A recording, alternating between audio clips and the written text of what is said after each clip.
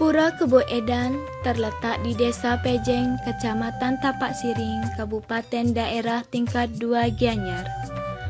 Pura ini terletak di sebelah barat jalan jurusan Gianyar, Tapak Siring, Kintamani, atau kurang lebih 26 km dari kota Denpasar ke arah timur.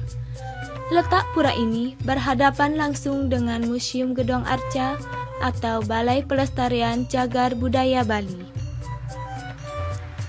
Salah satu hal yang membedakan Pura Kebo Edan dengan pura lainnya yaitu struktur pura yang masih menggunakan struktur pura kuna, di mana pura ini hanya terdiri dari 2 halaman, yaitu halaman luar atau Nista Mandala dan halaman dalam atau Utama Mandala.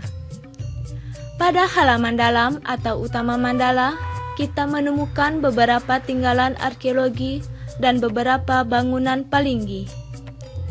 Bangunan palinggi tersebut diantaranya Perantenan, Wantilan, Palinggi Apit Lawang, Palinggi Batara Kebo Edan, Palinggi Batara Siwa Bairawa, Panggungan, Pesimpangan Ratu Mas, Palinggi Ratu Penatih, Palinggi Ratu Gelebeg, Palinggi Ratu Bayu, Pangaruman, Palinggi Ratu Pulu, Palinggi Batara Ganesha, Piasan, dan yang terakhir yaitu Candi Bentar.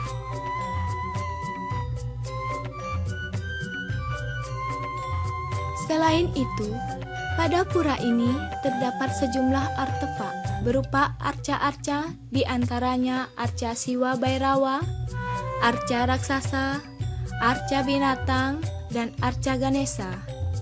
Setiap arca ini memiliki karakter dan ciri khas tersendiri, seperti pada arca Siwa Bairawa dan arca raksasa, yang dilukiskan memiliki roman dan sifat yang menakutkan dengan berbagai ragam hias dari arca tersebut yang berupa gelang tangan dan kaki yang berwujud ular, kalung dengan untaian tengkorak manusia, dan mangkok yang berukirkan tengkorak.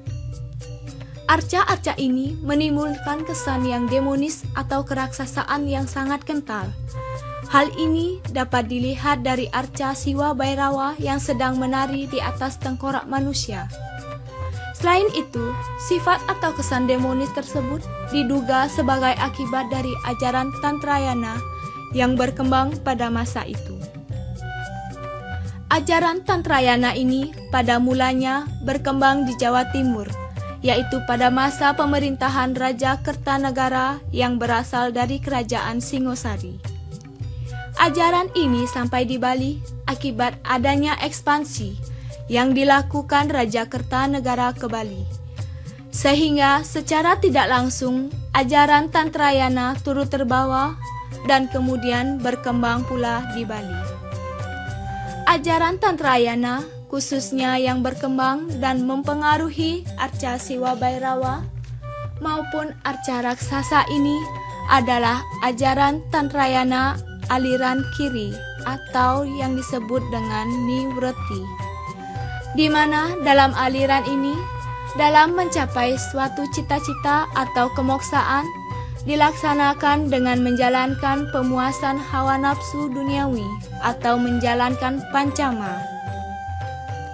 Pancama ini terdiri dari Mamsa, Mada, Maituna, Mudra, dan Matsya, di mana kelima ajaran ini ditafsirkan sebagai media atau jalan singkat untuk mencapai moksa dengan cara mengumbar hawa nafsu seperti mengkonsumsi ikan, daging, mabuk-mabukan, berhubungan badan, dan lain sebagainya.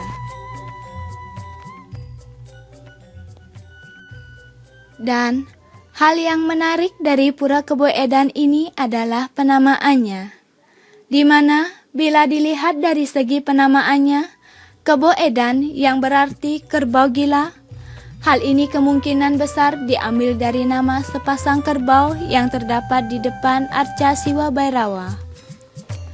Kedua arca kerbau itu dilukiskan melihat ke arah arca Siwa Bairawa yang sedang melakukan praktek ajaran Bairawa. di mana dalam melakukan ajaran Bhairawa ini ditempuh dengan jalan nivriti untuk mencapai tujuannya, yaitu dengan memuaskan hawa nafsu sampai mabuk.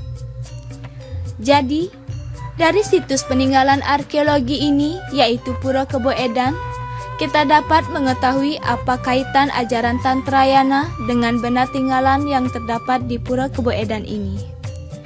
Selain itu, kita mendapatkan begitu banyak pengetahuan, khususnya ilmu sejarah, yaitu tentang siklus sejarah dari pura ini dan berbagai tinggalan arkeologi yang dapat kita lihat sampai saat ini.